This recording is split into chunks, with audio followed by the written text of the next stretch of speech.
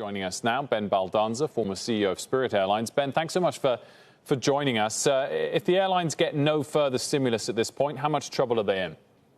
Well, thank you, and great to be with you. The trouble that they're going to be in is more going to be for the employees, because this bill is all about employment. From the last CARES Act, employees in the industry have been largely paid for through the last original CARES Act, but the airlines don't need as many employees as they have right now. So their only thing they can do if a new package is not passed is going to be to let people go. Now, some of that will be voluntary because airlines have been soliciting this from employees, but some will be involuntary because they simply don't need all the people they have right now.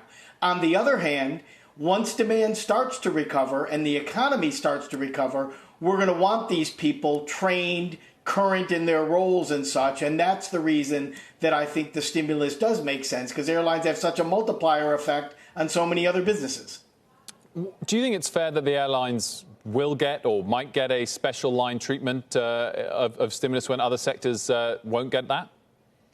Well, it's a large number of employees in one big bill, and so that's one reason politically it may pass. I think, again, the reason it should pass, though, is because each airline job supports lots of other jobs that support the industry. When planes are flying, lots of other businesses is happening.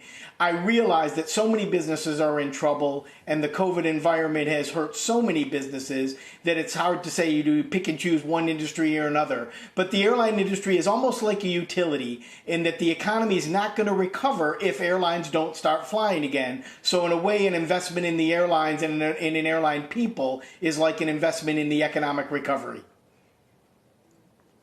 I guess the question, Ben, is for how long are they going to need to be on support? And are we going to have to keep passing relief packages with very little clarity on when demand is going to come back, when we're going to get a vaccine, when people are going to feel safe flying again?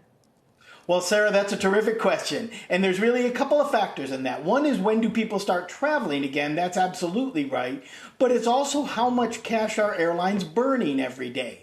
So if airlines can get their cash burn down to minimum or zero, then with the liquidity they have and have generated through the private sector and through the government loans that were offered in CARES Act 1, then they can last quite a long while. The issue is, can they get enough costs out of their system? And that's why letting employees go, if there's not the stimulus, is what they're going to have to do, because they got to get their fixed costs down. If they're not burning a lot of cash, they can last for quite a long time. Now, if they're burning cash because they're paying for employees that aren't as productive because they aren't able to fly as many flights, then they're going to burn through that cash more quickly.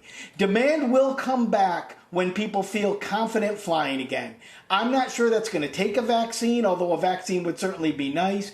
Airports are experimenting now with testing. Half the industry right now are blocking seats to make people feel more safe on board. Every airline is cleaning their planes really well. The airflow in airplanes is really good to keep people safe. So statistically, you can be very safe on an airplane, but ultimately customers have to feel comfortable that they can be there.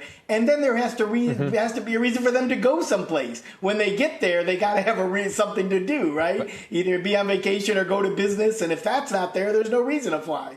Ben, if they do get further stimulus help from the government, what restrictions should be placed on things like buybacks, bonuses for executives, and for how long in terms of another couple of years, 10 years? Well, the original CARES Act had those kind of restrictions in it, and they were somewhat inclusive in terms of no share buybacks, not doing things to help shareholders until you pay, the taxpayers back, and all of that was seen as very reasonable and credible by the industry. I would think any new loans would have those same kind of terms. It's not obvious to me what new additional terms they might want to impose. I don't know that those would be necessary, but certainly the terms from CARES 1 should apply. Shepard Smith here. Thanks for watching CNBC on YouTube.